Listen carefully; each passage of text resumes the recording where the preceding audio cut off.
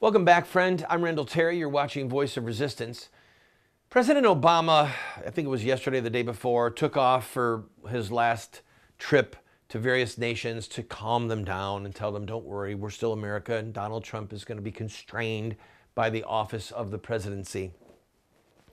Did a very long press conference, maybe the longest one of his presidency, certainly the longest one in years, where he really let the press ask him questions. So one of the questions had to do with the shellacking that the Democrat Party took. Now listen to Obama's response. But how we organize politically, I think is something that we should spend some time thinking about.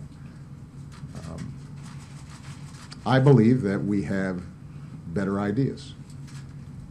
But I also believe that good ideas don't matter if people don't hear them. And one of the issues that Democrats have to be clear on is that given population distribution across the country, we have to compete everywhere. We have to show up everywhere. We have to work at a grassroots level, something that's been a running thread in my career.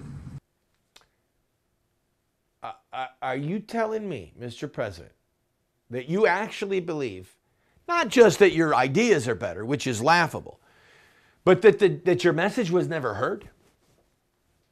Do you really want us to believe that? Because that's what he was saying. He's got the bully pulpit of the presidency. He had the major networks as the biggest super PAC in the history of the world rooting for Hillary.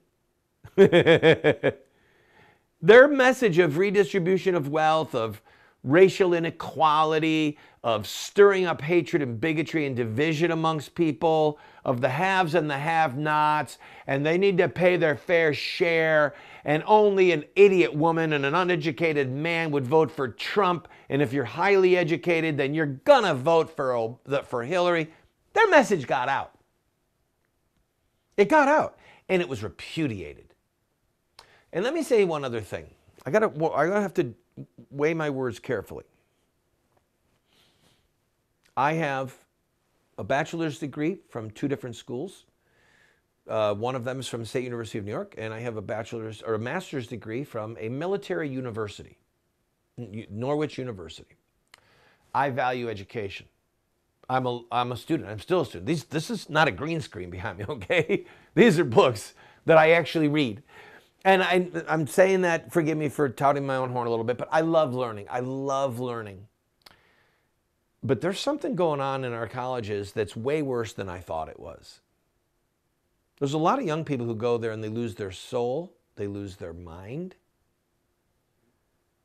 When I watch people like Bernie Sanders and Hillary say we're going to make college free for everyone or really affordable and get rid of college debt, I think, where did these people get so indoctrinated in the idiocy of socialism and communism and hedonism and relativism? It's at the major universities. It's at the major universities. They lose their ability to think logically. They lose the sense that there are absolute right and absolute morals, absolute ethics, right and wrong, that are unchanging. And I kind of, as I've been watching, I have this dawning going on in my head. No wonder they want free college. If they can get people to go to these universities where the indoctrination really takes place, they're getting a smattering of it in high school, smattering of it in junior school, and itty bits of it in elementary school. But the real indoctrination takes place at the college level. So they want to get these kids into colleges where they can have safe zones. And we're like, if you're the guy from the University of Rochester who says it's a $16 bus ride to Canada, if you really want to leave your country, I'll buy your ticket. And then he's forced to resign. A university professor in Rochester is forced to resign for making a joke about putting kids on a bus to Canada. This is insanity, people. It's crazy. So we have small children. We intend to have them educated. But I can tell you where they ain't going. They ain't going to one of these schools that want to make them so open-minded that their brains leak out. Because these people who tout themselves as being educated, they're really ignorant. And they tout themselves as being tolerant. No, they are viciously intolerant. And if you don't agree with them, they'll do everything in their power to destroy you. They are the slave power of today, people. They're the slave power and the tyrants. I'll be right back.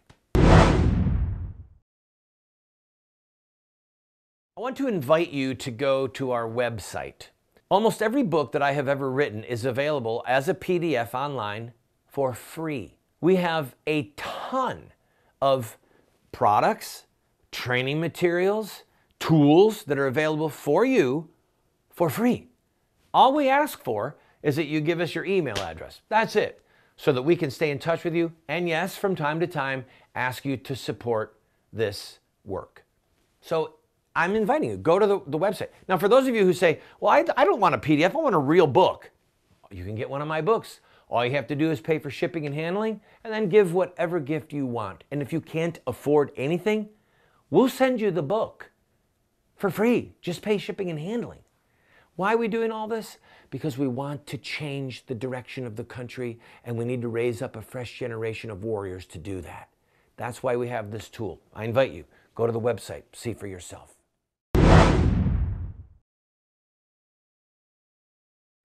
Does God judge nations? If so, why? What does his judgment look like? And is America under the judgment of God? I answer these questions and many others using the scriptures in my book called The Judgment of God. I encourage you to go to our website and download your own PDF and study the scriptures on the judgment of God.